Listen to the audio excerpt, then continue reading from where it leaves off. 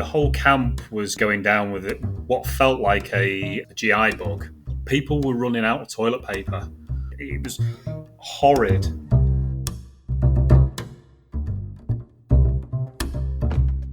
Hello and welcome to Series 3 of the award-winning Sport and Performance Psychology podcast, 80% Mental.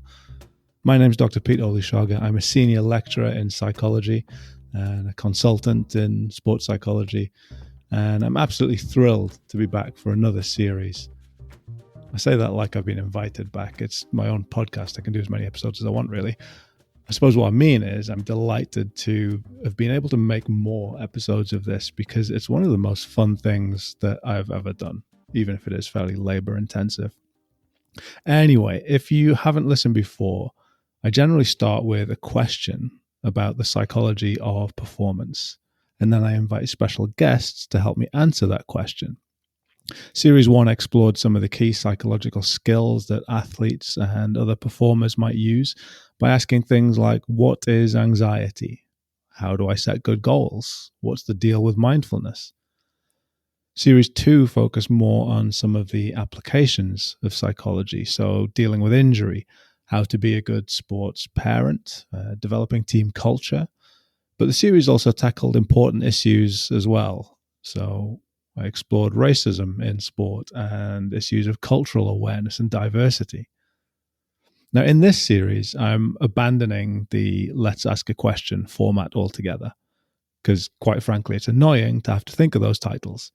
So each episode in this series will be about the psychology of something.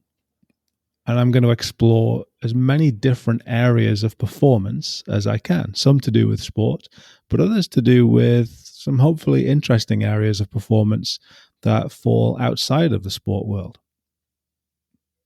So to kick things off, this first episode of Series 3 is going to explore the psychology of endurance. More specifically, we're going to be exploring the psychology of ultra-endurance events, the ultra marathons, the Ironman triathlons. Why do people put themselves through it? What are the psychological skills and attributes that help athletes get through races that last full weeks sometimes?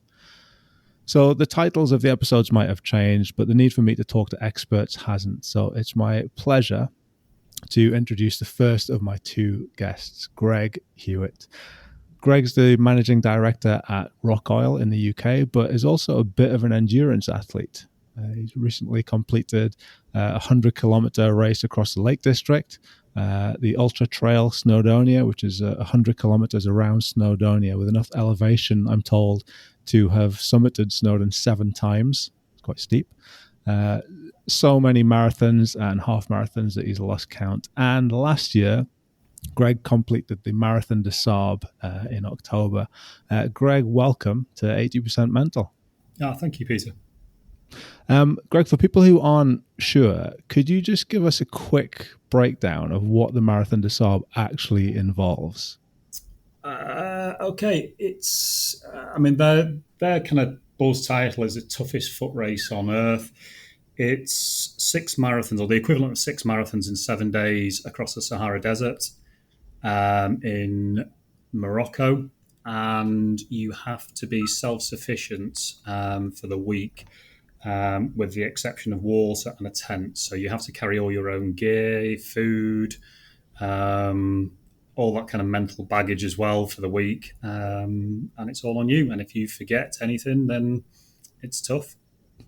Well, we'll get into that in a little bit. We'll get into sort of the ins and outs of it in a bit. But if you haven't come across the Marathon des Sables before, I urge you to go and look it up because it's an insane event. So yeah, I'm really looking forward to kind of chatting to you a little bit about that. I'm also really pleased to introduce my other guest, Dr. Amy Whitehead. Amy is a reader in sports psychology and coaching at Liverpool John Moores University, an HCPC registered sport and exercise psychologist. And Amy, I'm right in thinking that you're a bit of an athlete yourself as well. I can see you got 2 bikes in your room there behind you. A little bit. I dabble in triathlon. I've done a few ultras, and I did Ironman last year. Okay, well, Amy, welcome to the podcast, and I'm really looking forward to kind of getting your perspective on some of these things as well.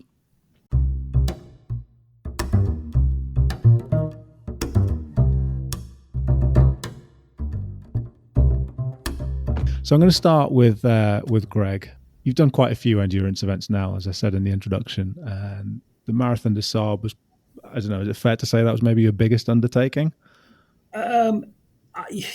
Yeah, it was the first really big one, and I think there's so much unknown, and yeah, just I think it tests everything, and going into the middle of Sahara and trying to deal with that heat as well, it's it just adds an extra dimension to it. Well, I mean, I knew you as a student. Greg and I did our degrees together at Sheffield University an undisclosed number of years ago. And as a student, you played rugby, didn't you? Short, sharp intervals, bursts of energy, and then beers afterwards. Again, an undisclosed number of beers, right? Yeah. What on earth made you want to do something like the Marathon des Sables? Well, people don't hit you in the Marathon des Sables, so that was probably the first thing. And then, as those undisclosed number of years go by, you get a little bit slower, and kind of, the kind of injuries from sport probably hurt a little bit more. But I think COVID kind of romance, stupidity probably got me into thing. I'm not quite sure which order it was. But yeah, probably the romance. I was kind of going through a bit of a breakup, and kind of that self-doubt and whatever that happens when these things occur. So I'd started training pretty hard, and then when COVID landed and the gym shut and I was living on my own, that was it. It was a respite as much as anything. So I just started running and kind of using that hour a day. And then I think, daft as it sounds, there is a bit of romance attached to the Marathon des Sables. There's something quite magical about it, if that doesn't sound too kind of nutty. Sleeping in the middle of the Sahara Desert, running through sand dunes, etc. that you see on all these films, there's something quite thing. And I've been aware about it for years. And then I think the stupidity aspect, I think you have to be a little bit silly to go and do it in the first place. And there was a common theme with everyone I met out there, that they're all slightly bizarre. But yeah, I was chatting with someone at work during the middle of one of the lockdowns, and they said, what are you going to do with your running? And I said, well, I'd really love to do the Marathon des Sables. So they were asking me about it. So I looked it up, and the entries were open. So I'd entered the race before we finished the conversation, and then just sat there thinking, what on earth have I done? So yeah, I then did the honourable thing and told as many people as possible, so I couldn't actually back out of it. Right. And yeah, just kind of went from there, really. Okay, so a combination of kind of lockdown, boredom, a little bit of a well, I don't want to use the word midlife crisis, but I will. I used it, so it's fair enough. But then you find yourself in the middle of the desert in October, running a 7-day race. Yeah, and do you know what? I don't regret a thing. It's only added. It's only added to things. So it was a wise, stupid decision.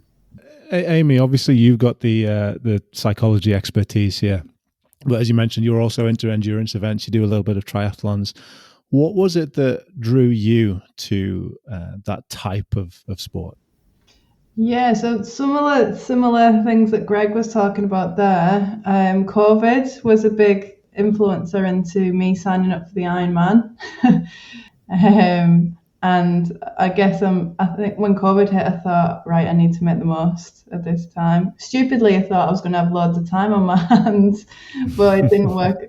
It didn't work out that way. But in terms of the nature of kind of ultra events or endurance events, I think for me it's all on you.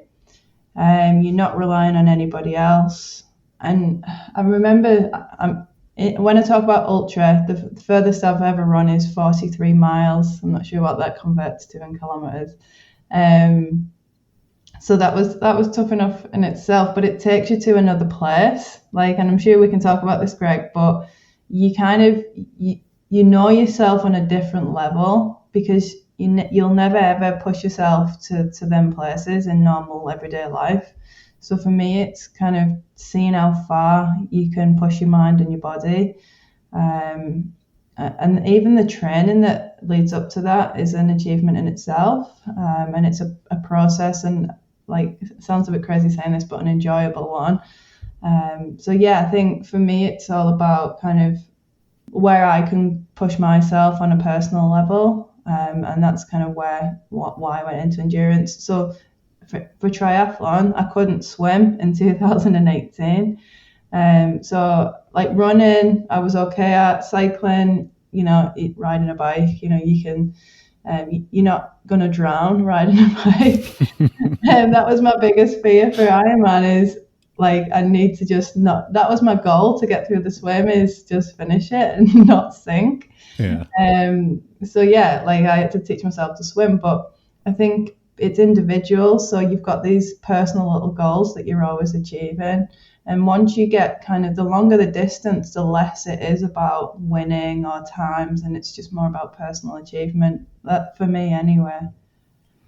Yeah, I know quite a lot of people who've come from competitive sport when they were perhaps younger, and as they've got older and moved out of competitive sport, sort of feel the need to compete maybe, or kind of find some of that competition, but it's more within themselves. Does that sort of ring true with you? Yeah, like Greg played rugby, I played National League basketball until I was 30. And yeah, like I needed something to keep going. Obviously being physically active was really important. It's part of who I am and my identity. But yeah, I'm starting anew. Even within endurance, you could start I could do a different distance of triathlon or a different distance of an event, and it's you start in a new activity or a new event, and you training your mind and your body to deal with like preparing for different disciplines within that bigger discipline. So yeah, totally. It's a way to kind of maintain my athletic identity. Greg, what do you think about that? Does any of that ring true with you? Yeah, absolutely. And I think a lot of people sort of, it's the kind of question when you tell them what you've done, they'll ask you, why do you do it? And then I think depending on my relationship with that person and actually why they're asking, I've got different answers. This one's going to be quite a deep one and try and get to the real kind of nuts and bolts of it. But I think my kind of standard one for, a quick conversation when you're meeting someone is, I want to see what's possible.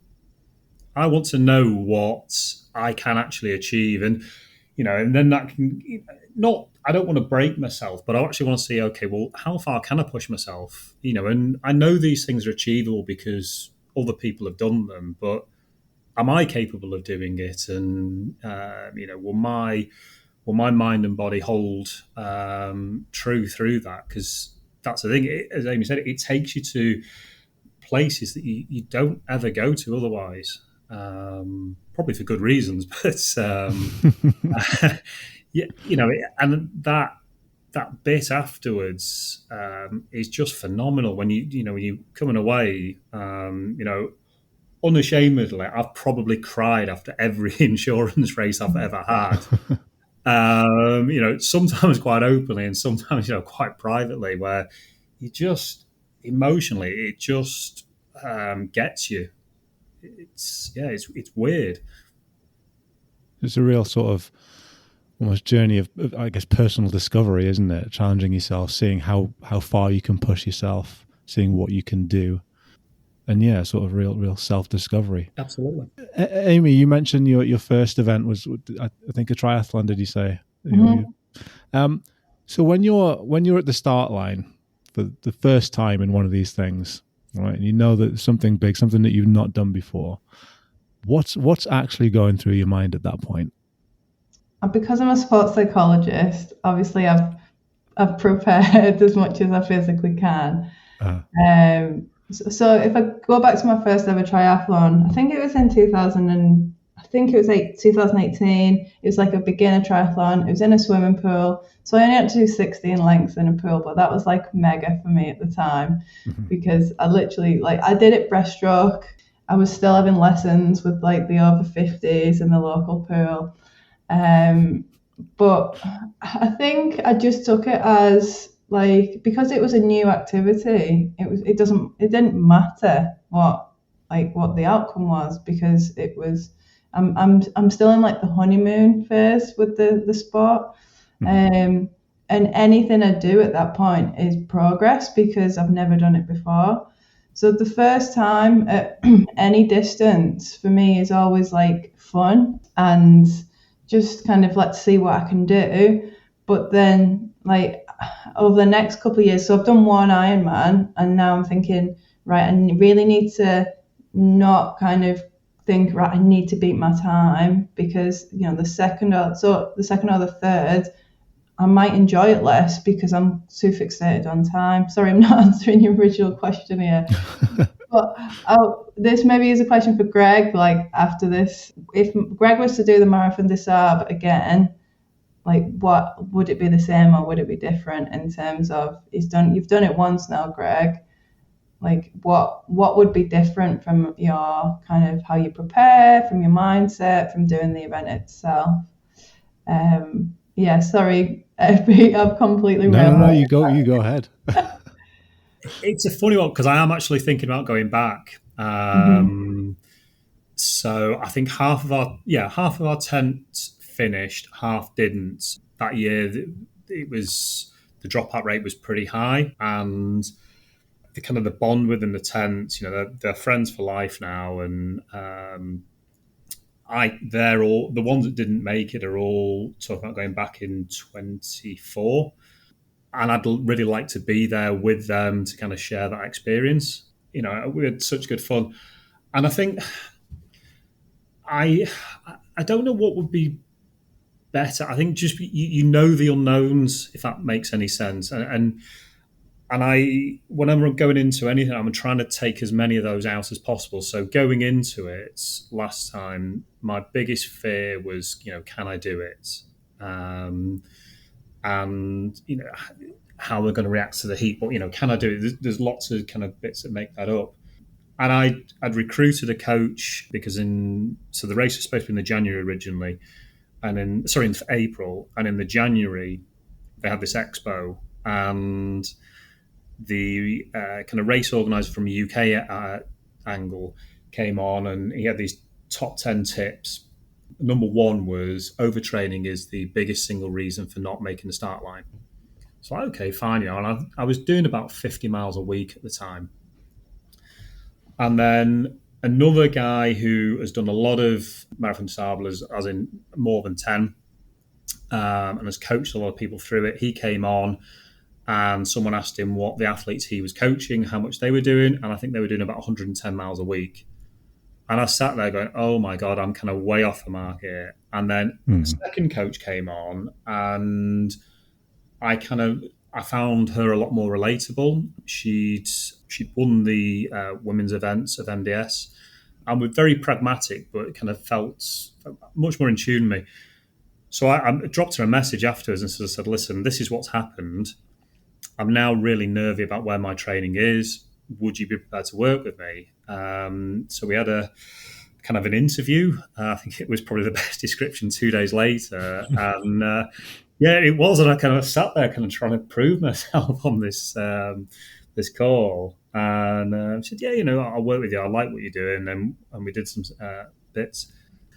And that took away a big kind of nervousness to me, because I had complete faith in what she was telling me to do. Her record spoke for itself. I think she had a 100% success rate in coaching people through MDS as well. So stood on the start line, I'd removed that doubt. But then it was, okay, well, how am I going to cope with the other bits? How am I going to cope with the heat? Because you can't really replicate that anywhere else. I'd done some things in terms of the sauna and training and whatever. I don't know whether it'd be a more enjoyable experience next time, because I've removed a lot of the doubts. I know I can do it. But then I actually did quite well in it as well. So then there's this thing of going, like you saying, do I chase that time? In reality, I'm unlikely to ever beat that placing. I mean, just for our listeners, Greg, when you say quite well, I feel like you've been quite modest there. I came 59th, which I think 750 people started and 375-ish finished. So yeah, I did quite well, thank you, Peter. Yeah, far better than I expected. No, I think it was absolutely amazing, because I obviously tracked your progress via the website. I was just continually amazed day to day at sort of how well you were doing. Not that I wasn't expecting you to do well. That sounds terrible. But I was just like really impressed, genuinely, with kind of, because I knew how much effort that you'd put into the training. You mentioned there about standing at the start line and some of the unknowns, like the weather, the heat. How are you going to cope with that? What else? What are some of the biggest challenges, really, I guess, in completing that race or in undertaking that race? I think MDS is a weird one, because you've got the endurance of the actual stages and how you manage those, but then you're stuck in a camp for 7 days with very little contact from the outside world. There's the messages coming in, and you were kind enough to write to me, and they were kind of we were sat there like expectant chicks when the kind of the MDS team are coming around with the letters. Like, who's written to me today? It was, and that was kind of, it was a break from kind of the monotony of just lying there in the heat and whatever. So the endurance of just kind of being there and you were hungry as well, because you had to carry your food. So everyone was going into a significant calorie deficit for the week. And I think I lost 5 kilos in the week. So that certainly affects my mood when I'm hungry. So managing that, and managing the different personalities. Everyone's tired as well. You don't sleep particularly well. There was quite a lot of illness around. So there was a fear of, am I going to catch this, because no one kind of really knew what it was. So you've got all those challenges, and then just when you're in the race as well, and you knew it was hot, and that not meant to sound as daft as it actually does, but it was unusually hot that year, and it was greater than 50 degrees, and I think peaked at 57 on day 2. So it was, it was significantly hot, and I'd read a lot of the data on how heat affects you and how the performance drops off. 30 degrees is kind of where it starts to become serious, and the graph really takes on an upward curve. 40 degrees, it's getting horrid. So 50 degrees, I don't think I'd actually look that far. But so there was that management of your data and going, well, I know where my heart rate is. I need to keep that in a kind of a really nice zone. So ignore the pace and things like that. So there was a lot to think about. And if I sort of go back and reflect on after the race, I don't think I understood how mentally battered I was after it. And to the point where I was, probably wasn't that fun to be around for certainly a couple of weeks. And I struggled to deal with kind of how well I'd done, and then just putting it all together. And I think I was mentally just shattered afterwards, and probably for about 3 months. That kind of undertaking, whereas physically it wasn't that bad. And I'm not trying to kind of play it being Superman there, but the greatest challenge was that mental aspect to it. Yeah, so there's a lot to contend with. Like you said, talked about the downtime, the boredom to deal with, the unknowns of the weather, the dealing with different personalities in the tent, and I'm really interested in that sort of period after the race, because I don't think we really consider that so much, and especially to hear you say that it went on for months afterwards. Amy, from your perspective as a psychologist, what do you make of what you've just heard there from Greg? And how might you help to effectively prepare an athlete for something like that? Yeah, I mean, Greg's what I'd describe the post kind of feelings is like post race blues as well. Like I definitely had that from after Ironman, because you go through this period of you need to let your body recover. You've just put it through a hell of a lot. So you need to let your body recover, but you've just spent the last, year or more in this training routine that you can't do it at that moment in time, because you need to let your body rest. You're then in this thing of, well, I've done that big event now, like, what's next, or who am I if I'm not training for this marathon? Or it's kind of like any like big event that people work up to. Like if doing a PhD, once you finish the PhD, you're like, oh right, now what? Like the point of my existence for the last year is now done.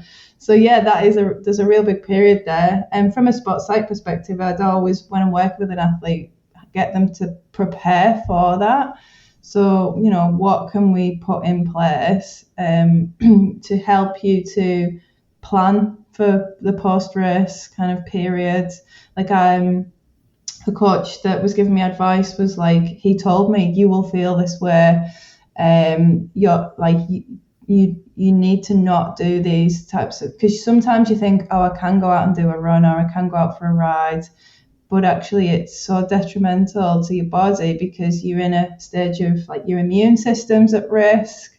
There's all sorts of kind of health issues associated with training immediately after that event. So it's kind of putting other things in there to manage my time, I guess, or manage people's time. Pre-race, one of the questions I had for you, Greg, and this is something that we don't really talk about as much because it's not really pleasant, is like gut problems. So like nutrition and gut issues is like for me with Ironman, and I talk about Ironman and I think it's so insignificant compared to what you've done with the Marathon des Sables.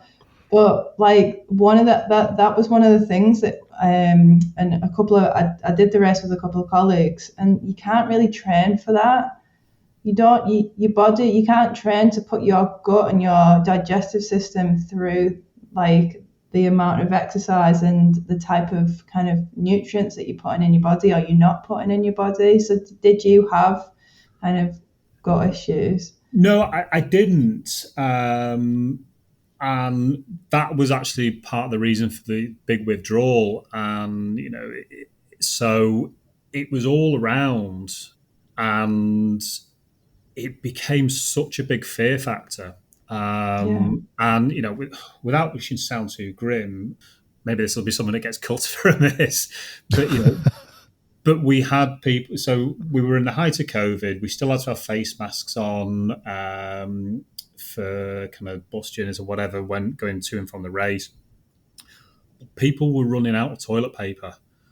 So you had the whole camp was kind of going down with it, what felt like a GI bug because of the kind of state of it. And I remember day 3, we lost 2 of the lads from the tent that day. I mean, one had 7 units of fluid put into him via IV drip that night. And I remember wandering down, and it was as close as I've ever sort of, or what I would imagine to a sort of battlefield kind of hospital station. It was horrid. But then during the night, you can just hear people being violently ill all around you. And I don't think any of us really slept. So you had this thing where you kind of, people are running out of toilet roll, you're hearing it all around you. So it's just, you're almost kind of waiting for it. I was massively fortunate in that I wasn't particularly ill, but I took very, very simple foods, which became, going back to the kind of endurance element, became a bit of an endurance aspect anyway, because I was eating the same porridge for breakfast every day. It was bland as hell. It was just mixed with water. I think you have blueberry porridge. I never ever want to see blueberry porridge again, ever. So if I go until back, the next time you do the Marathon des Sables, right? Yeah, maybe I'll go for apple or something then. But so we had these sort of thing. But yeah, that kind of nervousness and hearing it round you, yeah, it was, yeah, that became an endurance aspect in itself. But yeah, it's a huge thing, and yeah, it affects everyone. Yeah. Yeah. And going back to kind of one of the questions Pete asked me earlier about preparing, what you're thinking on the start line. And the reason I asked about, if you did the race again, how would you feel? It's because when I'm working with endurance athletes and they've done a race and they've done really well, and then they'll be like feeling, some athletes that I've worked with are feeling so anxious for this race because they know that they've done well and they're like, I really want to beat my time. But I spend so much time talking to them about, what if you don't? So you've spent all this money, all this time, all this training, and you don't want to hate the event because, things might not work out. The weather might not be the same. The conditions might not be the same. You just might not be feeling as good that day. But if you know you're not going to beat your time halfway through, you still want to be able to get as much enjoyment out of the event as physically possible. I say enjoyment in a loose sense. And it's kind of changing these perceptions to like time and place, and more about the process and getting the most out of the process as possible. So I always talk about, what's your plan A, but what's your plan B and C and maybe D as well. Yeah, I would completely agree in that I've done two events since MDS, and the first one I was a little bit focused on how I was going to perform, and it was horrid.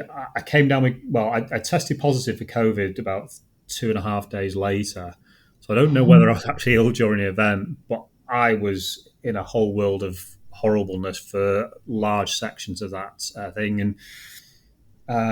But then afterwards, when I was kind of reflect on it, I was like, well, you've pulled yourself through, and in spite of feeling pretty horrid. So then it's that challenge and how I'm responding to those. That's the bit I'm looking forward to now. And then the time and where you place becomes almost like a byproduct. And the one in Snowdonia a couple of weeks ago was a really, really tough race. But that mental aspect of just being able to flow with it and enjoy how I got through it, and and how I responded to some challenges that happened in that race, that became far more rewarding than wherever I finished and the aftermath. So I think you actually gain more happiness and satisfaction out of it that way.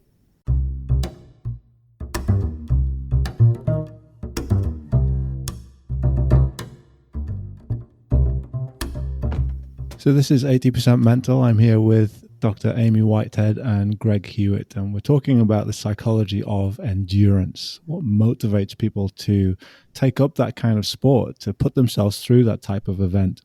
And we talked about how in these types of events, the process is really important. We talk about the processes a lot in sports psychology, but particularly I think in these events where there's so many unknowns, perhaps focusing on the process becomes maybe more important. We just started before the break talking about the mental aspects of the actual event itself. So we talked a little bit about preparing for it, but actually getting through the event itself. Now, the psychobiological model of endurance suggests that endurance isn't just about going to like a level of physical exhaustion. There's a really important psychological component there. So people tend to give up when they're putting themselves through these types of things where the task requires more effort than they're willing to put in, or when they feel like they're already giving maximum effort and can't give any more. The task is just impossible. Either way, it's the perception of effort that's the important thing here. Okay? Physiologists might talk about this as a rate of perceived exertion. So my question to you both, I guess, and I'll start with Amy as a psychologist, is when we are in a race like that, in an endurance event, how can you influence how much effort you feel like you're putting in? How can you influence this rate of perceived exertion? Are there any strategies or skills that athletes might use to be able to make it feel a little bit easier? Yeah, I think, well, everyone's got their own strategies, but I think, and Greg, I'd be interested to see what Greg thinks, but a lot of endurance athletes use like chunking as a strategy. So you kind of break up the race into either a checkpoint is always one that's quite common, or different distances. You could be chunking into. It depends on how long the race is, night and day. You could have kind of multiple levels of chunks. So you've got, you might use terrain and an incline as well. So I know that when I've done ultra runs, I've chunked very much into checkpoints because you know that there's more food and drink there, but also in like depending on how many hills you've got to go. So mentally, your strategy might be around how much effort you're going to put in at these different points. I personally will go, right, I know I've got a really hard section. I'm going to chill, not care about the time or the speed, and just enjoy my surroundings. So I'll put kind of different strategies in at different points. Depending on level of performer as well, I think you've got different strategies, like such as, distraction techniques.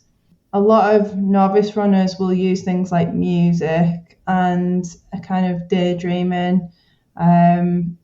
Some athletes have mantras, but I think like for someone like Greg doing like these ultra events, I think chunking, using food as part of that chunking as a reward point.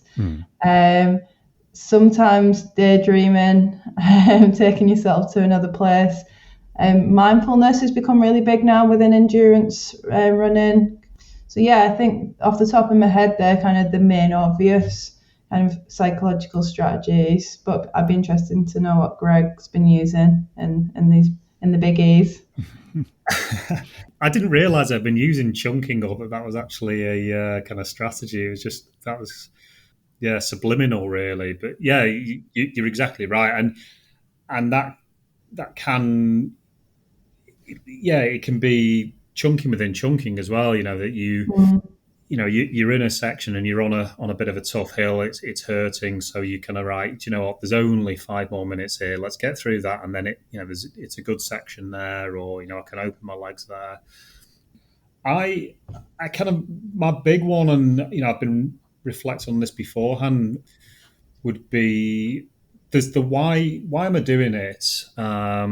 And that changes over time as well. And I think if we go back to the MDS one, I'd said kind of what motivated me to do that. There were some big whys there. There was that self-discovery, a bit of boredom, and proving to myself what I was capable of. But then that changes as you go along, and perhaps in the Lakes one where I was really struggling as well, I had to really delve into that. And actually I found in that race that the whys had changed, and rather than becoming kind of a big why, became almost like a basket of whys, if you like, and that there were lots of little things. But then the kind of one that I try and go back to, and I'd say I have kind of 3 states while I'm running. And I try to, if I'm struggling, would be sort of a pull technique to just pull myself along with positive bits.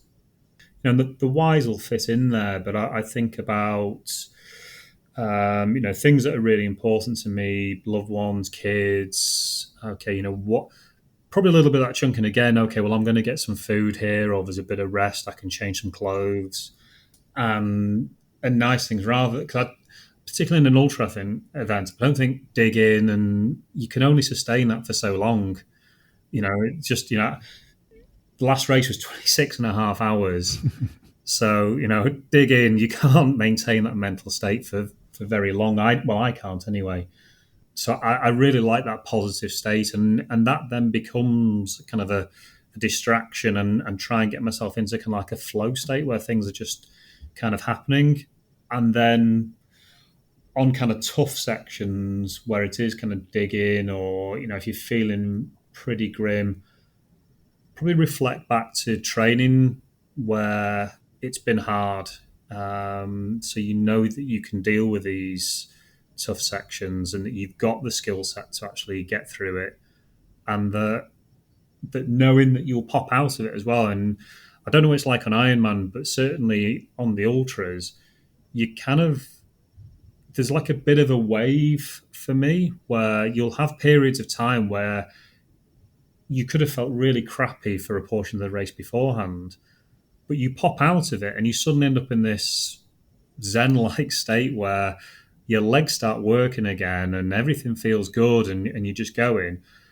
And I have this thing of going, just really enjoy those bits, because you are probably going to pop back down into a hole again later on and stuff. So yeah, just enjoy those. So it's, yeah, combinations of those, I think. Yeah, I've had definitely had similar experiences. And another thing that I use a lot, and try and get my clients to use a lot, is spectators. And you probably don't know what it's like in the marathon start, but you have a lot of spectators in other events, Greg. But Ironman Bolton last year,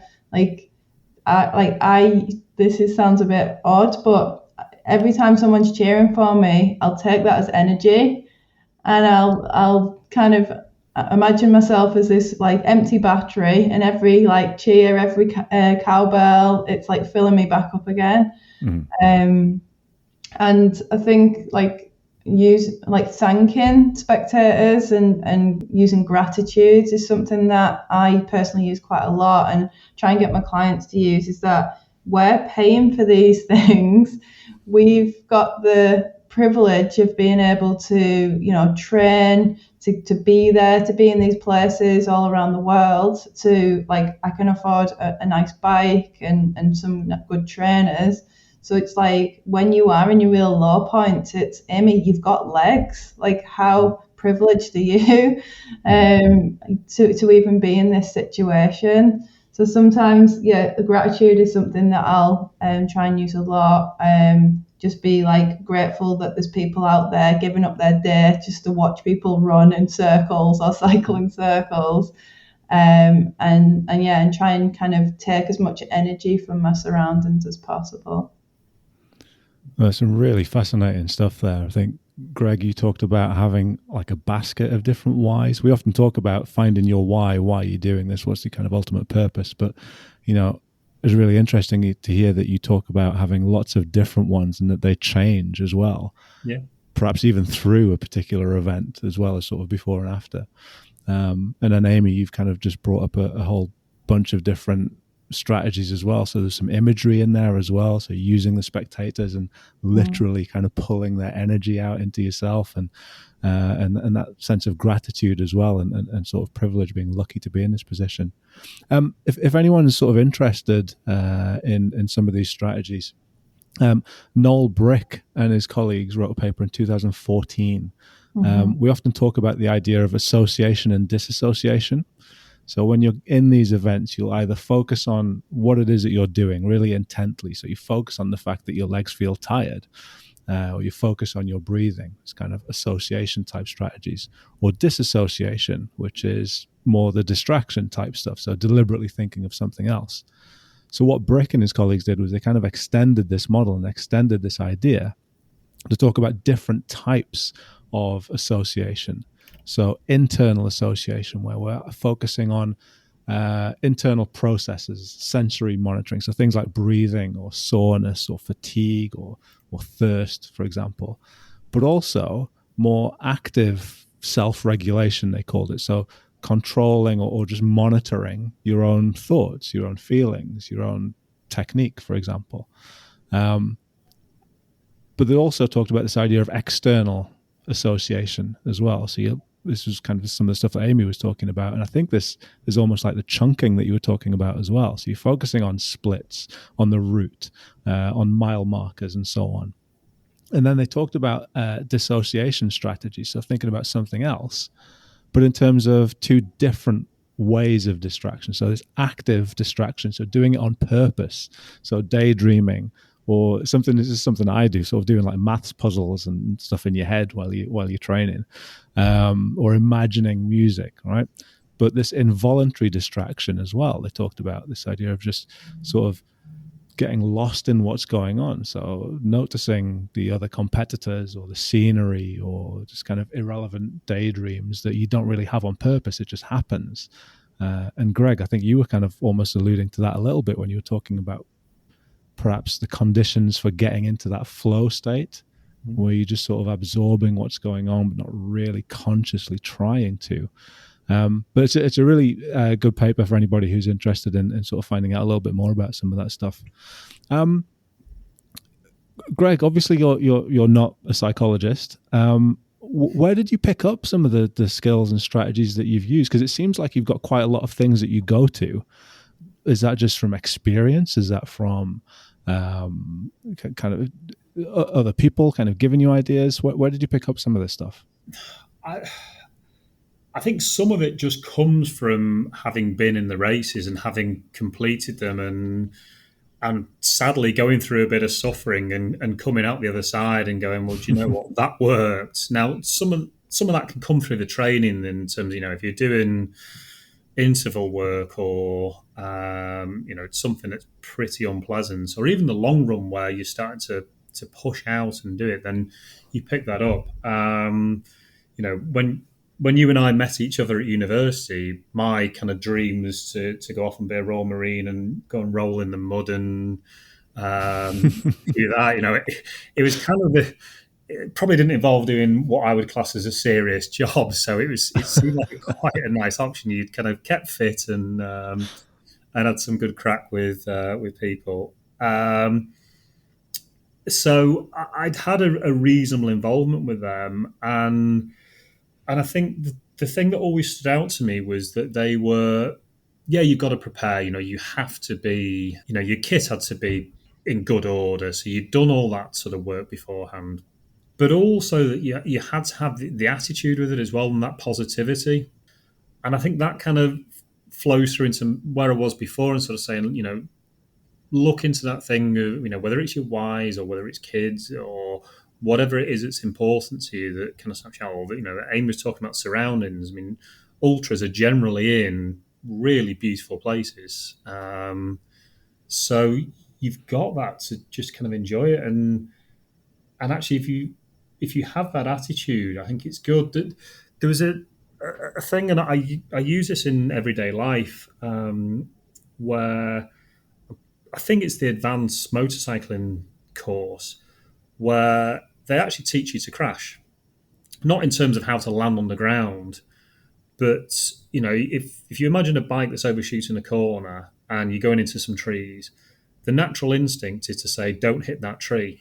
But then by looking at the tree, you're actually pulling your body and the bike towards the tree. So they say, right, it's hit the gap. And that's my general mindset in terms of actually, if you get sucked into don't hit the tree or, my knee's feeling really bad or whatever it is, you're going to hit the tree. Yeah. Whereas actually, if it's hit the gap, right, you might glance a tree, you might still hit a tree because you're unlucky or whatever it is. And that's life. That's in, ultra running or ultra endurance events. But actually, I feel you've got a better chance of coming out the other side with that attitude of going, well, no, do you know what? I am going to make the next checkpoint, and then I'm going to regroup, I'm going to refuel, I'm going to do that, I'm going to change some gear or whatever, because take my feet, whatever it is that you need to do. But I'm going to get myself to there, and then I'm going to have that reset, and off we go. And so I think that positive attitude, and I don't mean positivity in terms of, I'm going to be an Olympic 100-meter gold medalist, which I was never going to be that. I think that's just setting yourself up to kind of realistic positivity. I think if you have that, you have a really kind of good chance of kind of making it. Would you say like optimism rather than positivity? Yes, that's probably this is why you're the doctor and I just kind of run around in fields. So you mentioned there about things that you say to yourself, and I'm interested because you said earlier that the sort of motivational stuff, the dig in, come on, doesn't necessarily work when you're running for 26 hours, right? It might work for a sort of shorter race, but I'm interested in like, if you can remember, if you can think back, like, what kind of things were you thinking about? Like, what kind of self-talk was there? Because I imagine there's some pretty dark moments in there as well. Yeah, and it varied. So if we go back to MDS, it varied day by day, and I did some stuff in there. I had some mental hooks that I kind of used in that. I because it was such a big event, and it wasn't a cake bake. I did it for sponsorship. So I did it for breast cancer, and because a number of people I kind of knew had been affected by it. And then I think the more I did it, the more people came out of the woodwork that had also been affected by it. So I actually ran with the names of, I think it was 9 ladies on my shirt that had been affected by it. Some hadn't made it, some had made full recoveries, and then some had taken proactive decisions for, one lady had a full mastectomy quite young, because she knew she had the gene and had lost her mum.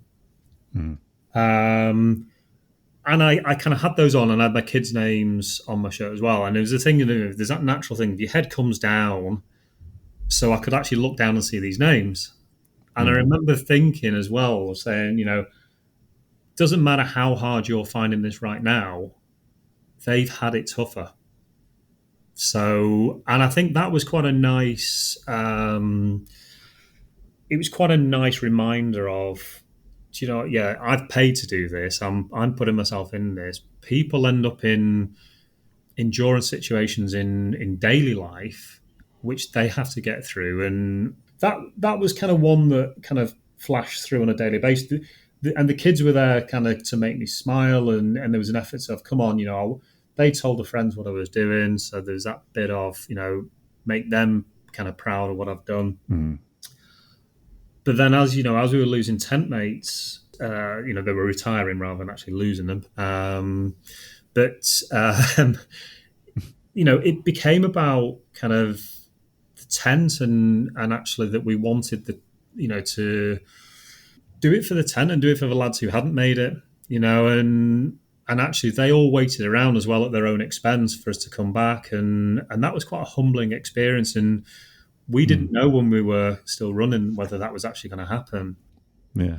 And then there were some words of wisdom as well. You were, again, very kind to send me a few notes while I was out there, and some a lot of people I really respect saying stuff. I'd kind of go back and think about what people were saying to me. You never told me about chunking, by the way. It could have been really useful. Well, funnily enough, I was gonna send you before you went. There's a documentary on Netflix called Losers. I think I've mentioned it on the podcast before. I don't know if you've seen it, but one of the episodes is about a guy who does the Marathon des Sables, and it's supposed to be this kind of really uplifting story of sort of endurance and But I sort of suddenly realized, I thought, well, actually, what happens in the story is that he gets lost and spends several days wandering around the desert and almost dies. So for actually, probably not the best thing to send you before you go and leave that to when you get back. I actually watched that with my girlfriend about 2 months before I went, and she was there crying her eyes out. So yeah, it wasn't the motivational. No. It's a good documentary though. Yeah, it's there are some really good ones on it. I don't know. Sorry, go on. I was going to say some really interesting things there, because again, you're going back to the why, a couple of reminders as to why you're doing it, but combined with a bit of that reminders of privilege and gratitude that Amy was talking about earlier as well. Amy, what are you hearing? What are you making of all of this as a psychologist? Yeah, I was just thinking back to some research we did, I think about a couple of years ago. We looked at marathon runners and motivations to run marathons. And one of the things that isn't that in the literature that much, but it's kind of in a little bit, is around altruism, which is what you're talking about there, this idea that you're doing it for someone else. And for me, I don't think altruism's researched that much, but it's a huge motivator for, finishing an event. So forget about the pace that you're running and what position you're going to finish. It's this like kind of need to finish the event for the reason, for others, for the charity that you're running for the people on your t-shirt. I was just thinking about how it's such an under kind of discussed area. But if you think about all the charity events that are kind of put on throughout the world in terms of endurance, that a lot of people will do endurance events to raise money and for charities. I'm just thinking out loud, but thinking about Noel Brick's work, it'd be cool to bring in that dimension of altruism with these different attentional focus kind of frameworks and look at how that links into that.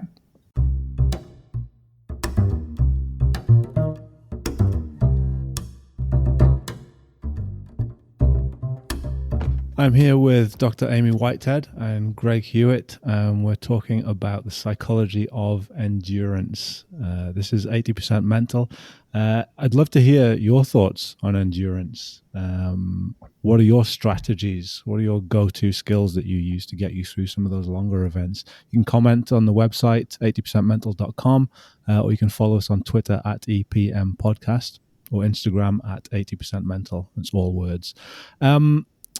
Before we finish, what I'd be really interested to hear from both of you really is, what have you learned about yourself from doing these type of events, from pushing yourself to your limits, from doing things that you didn't think that maybe you'd be able to do?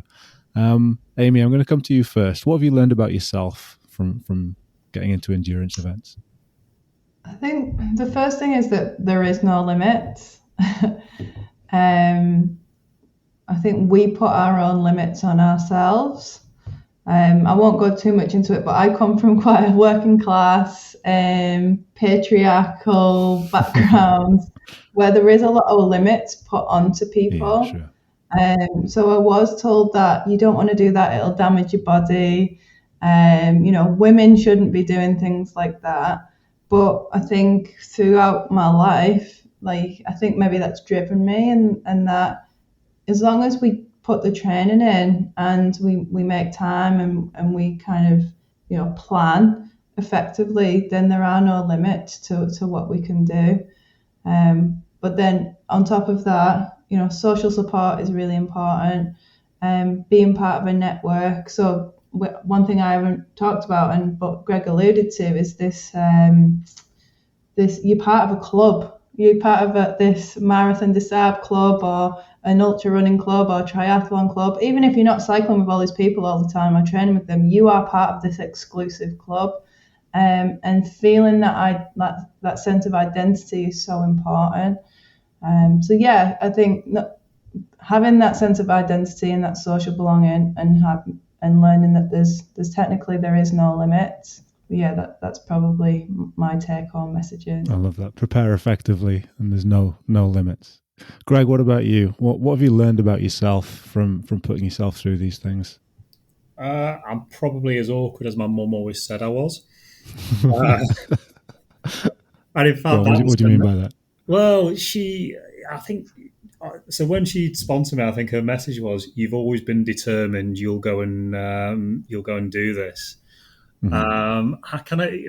I reflected on that quite a bit because it's interesting. And talking with a friend about it the weekend, and he always refers to me as being really mentally tough, and I don't actually kind of get that on what that is, and it just doesn't make sense. We were chatting about it because how you see things is your reality and whatever, and how people perceive you as well is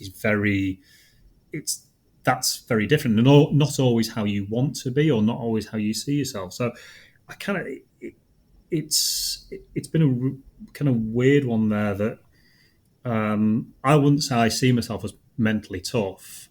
probably see myself as awkward in a no, yeah, but I have that natural thing where when someone says you can't do that, I want to go out and prove them wrong. Yeah. But yeah, I think you discover who you really are, and absolutely. I mean, I said earlier on, I want to see what's possible, and I'm with Amy that I think if you want to do it and you're prepared to work hard enough, you can do whatever you want. And at times there can be limits in terms of actually how much effort you can put in if you're not, because time becomes a constraint as much as anything, and money and whatever. So yeah, I think anything truly is possible, and I think I've certainly understood how much support network is important as well. I think my girlfriend kind of lives and breathes it, and vicariously through a lot of this, and I get as much enjoyment about watching her thrive off it as I probably do myself. But that then motivates me when I'm in the race. So yeah, sorry, it's kind of weird. I'm still kind of reflecting on it while we're going. I kind of haven't seen of course. one coming as a question. It's it's a good question, and probably one I'm going to keep thinking about.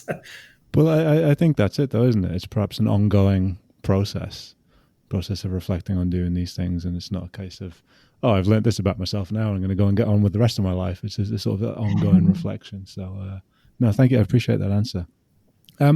Amy, let's talk advice. Okay, so I know you gave some strategies, some tips earlier. Advice for athletes who are thinking about getting into this type of thing, but also maybe some advice for psychologists who might want to work with endurance athletes. Oh, good. So the second question about advice with sports psychologists: go and try endurance yourself. That might not sit well with a lot of people, but I do. So I'm having this conversation with Greg now, and I'm thinking, I've not been, to them levels of endurance, but I'll do research in them levels of endurance. And so, for example, I stuck a GoPro on a colleague of mine who was doing a 100-mile race through the Alps. So, and got him to talk through his kind of thought processes as he's going. And I'm constantly asking, for how do you feel at these points? And I'm trying to pull from experience. So yeah, I think even if you're not a runner, go and try. Just go out and see how it feels to gain some perspective. But in terms of strategies, one thing that I haven't mentioned, which I think is really important, is being kind to ourselves. So I think that goes back to the whole gratitude thing, but we've put a lot of effort, we've worked hard, we've got to an event, and things don't always work out. But if they don't work out, we can be quite horrible to ourselves, and that's going to have a huge detriment for the rest of the performance. So I always talk about this idea of being kind and rationalizing. So you're 50 miles in, you're not at the time you want to be, but tell yourself it's okay. Okay, what can we do about it? We could try these things to maybe speed us up, but if it doesn't work out, it's okay. We're still good people. We're still in a beautiful country, doing this beautiful event that we love, and it's okay, because there's worse things going on in the world. Yeah. So it's kind of, that's something that I think I try a lot to get my athletes to kind of come to terms with, or just to use as a strategy. So a bit of kindness and self-compassion for athletes. Exactly. And for psychologists, go out and try it. Get yourself on a bike or get yourself running up mountains. Greg, what about you? You talked about going back to do this again in a couple of years. What advice would you give yourself or other athletes who are thinking of undertaking something like this? I think just commit to it. Like I said, at the start I said, I jumped into it in stupidity, but then was like, right, I've got to make this work now. And then you can't go into it half-hearted. So, truly commit to it, and in every sense, do the best that is available to you in terms of training, coaching, but just go out and try and enjoy it, and I think that sits in with the kindness, and there can be bits as well where I've had some of the best chats with people while I'm in these races, and stuck in the middle of the Mazuga sand dunes, which are well worth googling just for the imagery. They're in loads of Hollywood films because they're that picturesque. Well, they're picturesque when you're not running through them. But having a chat with a guy who was he was in the next tent to me, and we were chatting about, he trains pilots, and just talking about air traffic safety and landing planes. It was the most random thing. But it's one that I still think back, and we took a couple of photos in these dunes that they're there. So throw yourself in, because you might not get out what you think you're going to get, but you'll get some really good things. So just commit to it and do it, and stop worrying about it. You will suffer along the way, And Peter, I hope you take Amy's advice and actually commit to an endurance event and let us know how it's going. I think that'd be a really interesting follow-up on the podcast. But just commit to it, enjoy it, and you are going to suffer, but that feeling afterwards is phenomenal. Greg, you've inspired me. I'm signing off. Oh, that's very kind, and I'm glad thank you for that. Well, you heard it here first. 2024, Greg and Amy doing the Marathon des Sables together. You committed to it now. Are you in, Peter? I didn't commit to the year. Okay, fair. You got back out now. Guys, we're coming towards the end of the time that we've got this morning. The only thing left to do really is to thank you both for coming on the 80% Mental podcast. I've learned a load. I hope our listeners have learned a lot. So thank you so much, Dr. Amy Whitehead. Thank you, Greg. And thank you, Pete, for having me on. And thank you to a dear friend of mine who I don't spend anywhere near enough time with, Greg Hewitt. Oh, thank you both. I really, really appreciate your time.